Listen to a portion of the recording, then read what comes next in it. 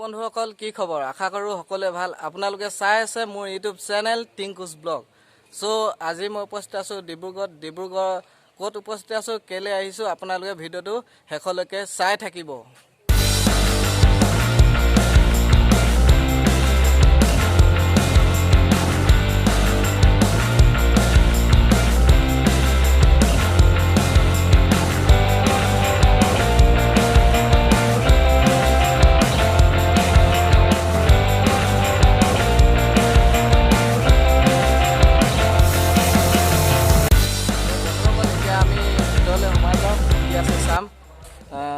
আপোনালোকে চাই থাকক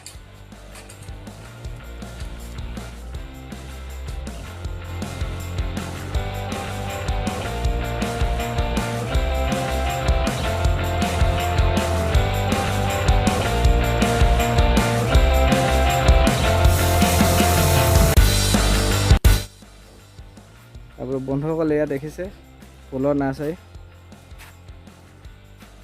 বিভিন্ন প্ৰজাতিৰ ইয়াত ফুল পোৱা যায় আপুনি এবাৰ আহিব আৰু যদি আপোনাক লাগে নিশ্চয় আপা লৈ যাব পাৰিব ফুল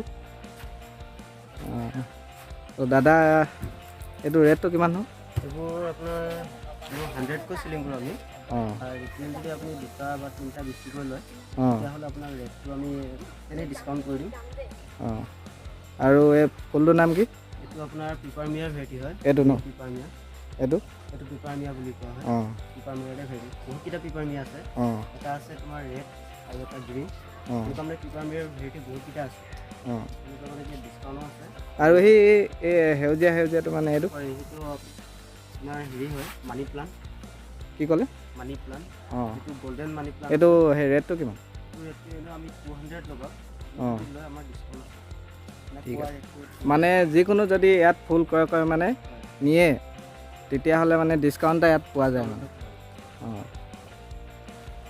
তো দেখিছে এয়া বিভিন্ন ধৰণৰ আছে ইয়াত ফুল আপোনালোকে আহিব ইয়াত এবাৰ আহি চাওক নিশ্চয় আপোনালোকে ভাল পাব আৰু বিভিন্ন প্ৰজাতিৰ ইয়াত ফুল আছে লৈ যাব যদি আপোনালোকক লাগে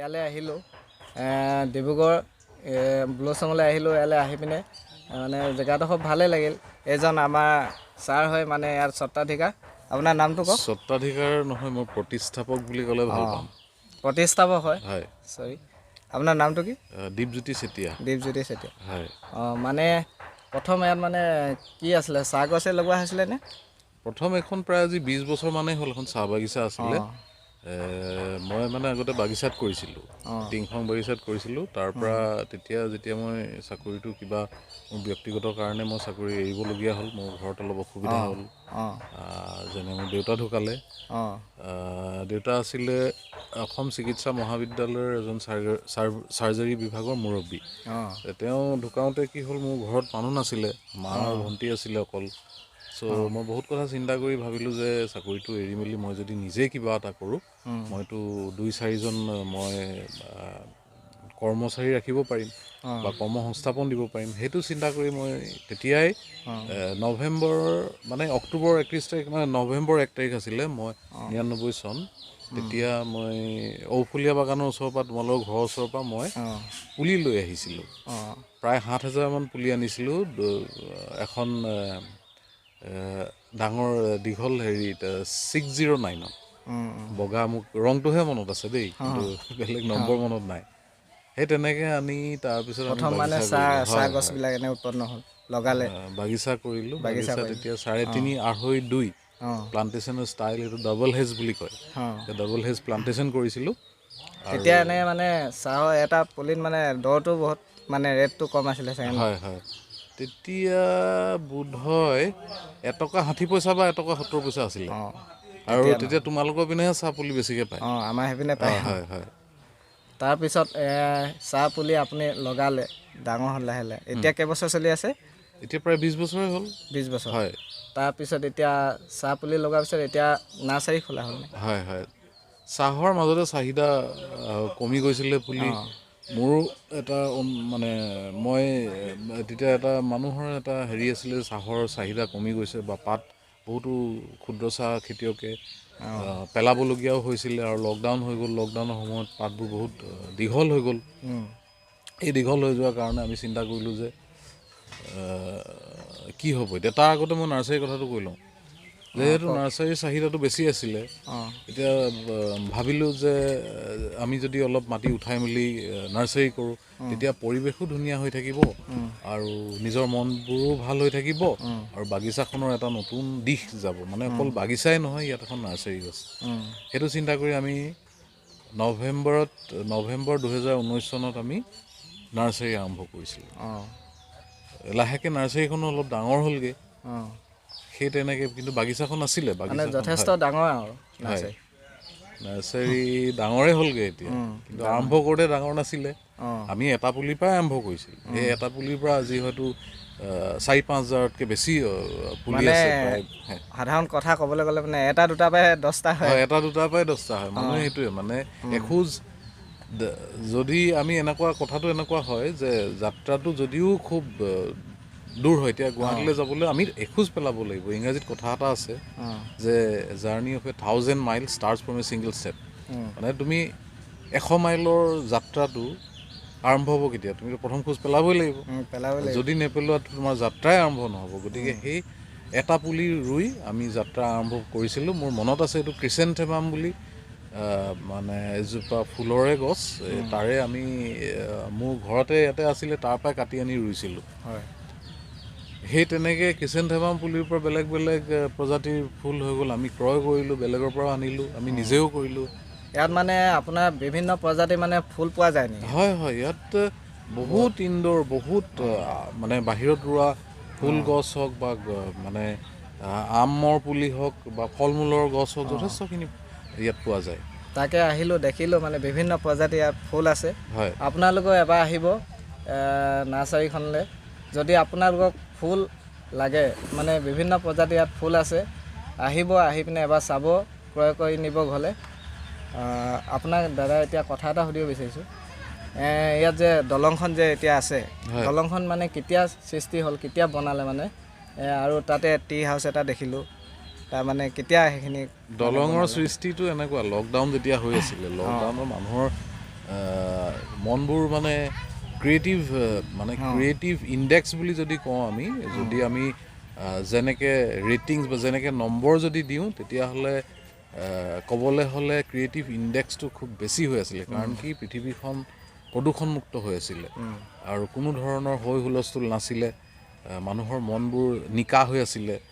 তেনেকুৱাতে আমি বহুত কথা চিন্তা কৰিবলৈ সুবিধা পাইছিলোঁ। সেই তেনেকুৱাতে আমি চিন্তা কৰিলোঁ যে যিহেতু মানুহে ডিব্ৰুগড়ৰ পৰা বা মৰাণৰ পৰাই হওক বা লেঙেৰীৰ পৰা হওক, যদি এখন উলমা দলং ওচৰত আছে বুলি গম পায়, তেওঁলোকেতো দৌৰি আহিব, ঢাপলি মেলি আহিব, দেখিব প্ৰাকৃতিক কেনেকৈ আমি সজাই পেলাইছোঁ এখন নাৰ্চাৰী বা এখন সৰু ক্ষুদ্ৰতকৈ ক্ষুদ্ৰ চাহ বাগিচা এখন সেউজীয়াৰ মাজত। হয়, সেউজৰ মাজত এখন নাৰ্চাৰী। ইয়াত অকল সেউজ আৰু ফুল, এনেকৈ নানান ৰঙৰ মানে আমাৰ এখন আটক ধুনীয়া এটা সমন্বয় ক্ষেত্ৰই হৈ গৈছে। কাৰণ কি মানে এইবিলাক দেখিলে বুলি ক'লে মানে মানুহ এজন যেতিয়া আহিব, মানে আহি পিনে ইয়াত চোৱাৰ লগে লগে মানে আপোনাৰ ধৰি লওক নাৰ্চাৰীখন, তাৰপিছত এইপিনে চাহ বাগিচাখন আছে, তাতে আকৌ আকৰ্ষণ এইপিনে হেৰি আছে, দলংখন আছে, কি ভাল লাগিব মানে সৌন্দৰ্য পৰিৱেশত এটা মানে।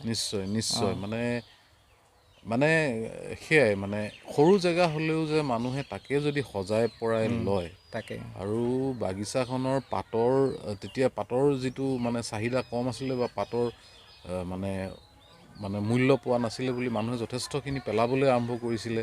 সেই লকডাউনৰ সময়ত আমি কিন্তু গ্ৰীণ টি বনাইছিলোঁ। গ্ৰীণ টিটো বনোৱাৰ কাৰণ আছিলে যে চেষ্টা কৰি চাওঁচোন, গ্ৰীণ টি কেনেকৈনো ইমান সহজ বস্তু এটা মানুহে কিয় আজিৰ দিনত এতিয়া চাহপাত পেলোৱাৰ কোনো প্ৰয়োজন নাই। মানুহে গ্ৰীণ টি বনাব পাৰে, বানচাহ বনাব পাৰে, আৰু সৰু সৰু কি কয় এইটো টি বেগছ বনাব পাৰে। টি বেগছ আজিকালি অনলাইনে পায়, এটকালৈ। এইটো আপোনাৰ গ্ৰীণ টি হয়? হয়। এয়া দেখিছে আপোনালোকে, এই গ্ৰীণ টি হয়, চব মানে ইয়াত পায়। মানে আপোনালোক আহিব, এবাৰ আহি চাওক, ইয়াত গ্ৰীণ টি দেখিছে, এইটো আপোনালোকে আহি ক্ৰয় কৰিব। গ্ৰীণ টি এইটো দাম কিমান? এইটো 50 গ্ৰাম আছে, 50 গ্ৰাম 110 টকা। 110 টকা এইটো। আহিব এবাৰ আপোনালোক। এতিয়া আমি গ্ৰীণ টি খাওঁ। এয়া দিছে আহি নতুন প্ৰজন্মবিলাক চাওক, আপোনালোকে আহি পিনে চাওক এটা কি সৌন্দৰ্য ঠাই, মানে দেখিয়ে মানে ভাল লাগিব আপোনাৰ। অকল যে উলমা দলং অসমৰ বাহিৰত বা ক'ৰবাত আছে বা ধৰি লওক অসমতো আছে, মানে এডোখৰ জেগাত এনেকুৱা এডোখৰ ইমান সৰু জেগাত নাৰ্চাৰী আছে, এইপিনে আছে চাহ বাগিচা, তাতে আছে পিনে উলমা দলং, তাতে আছে টি হাউচ এটা আছে। মানে আপুনি এবাৰ আহি চাওক, আহিলে আপুনি গম পাব ইয়াত কি কি বস্তু আছে। এবাৰ চাব, মই বিশেষকৈ নকওঁ, ময়ো আহিলোঁ চাই ভাল লাগিলে। গতিকে আশা কৰিছোঁ আপোনালোকে মোৰ ভিডিঅ'টো চাই ভাল পালে। যদি ভিডিঅ'টো চাই ভাল পালে লাইক কমেণ্ট শ্বেয়াৰ কৰিব আৰু চেনেলটো ছাবস্ক্ৰাইব কৰিব। ধন্যবাদ।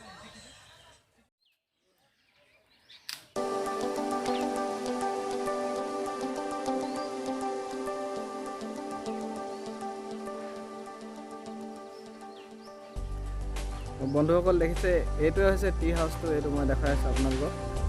এয়া বহি আছে মানুহবিলাক।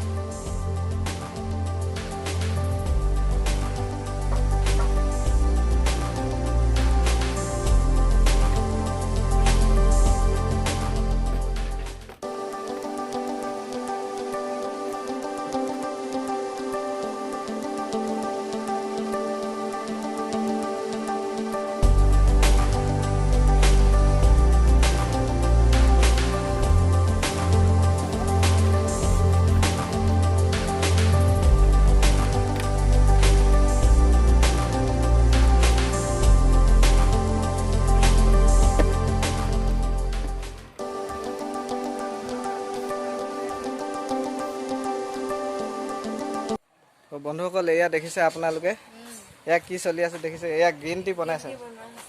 অঁ, কি বনাইছে? Green tea. মানে এইটো কেনেকৈ উৎপন্ন হয়, মানে এটিকল দুটি পাত নেকি?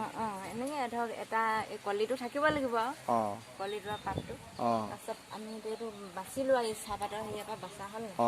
তাৰপিছত আকৌ গৰম পানীটো গৰম কৰি পিনে এনেকৈ হেৰি অলপ গৰম কৰি আৰু ইয়াত দি দিয়া হৈছে ঠাণ্ডা কৰি।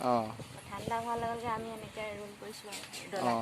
তাৰপিছত ইয়াত আকৌ এই ৰোলটো যে দেখিছা নহয় এইটো, এই ৰোলটো আমি পাতটো ভাঙি দিয়া নাই, অকল এনেকৈ কৰিহে দিছোঁ। পাতটোহে দিছোঁ অকল। পাতটো দি তাৰপৰা তাত মেচিনত ঠাণ্ডা কৰা হৈছে। ঠাণ্ডা হৈছে, ঠাণ্ডা হোৱাৰ লগে লগে এইটো অলপ পৰপৰীয়া হৈ যাব নহয়, পেকিং কৰা তেনেকৈ। সেইটোৱে গ্ৰীণ টি বনায়।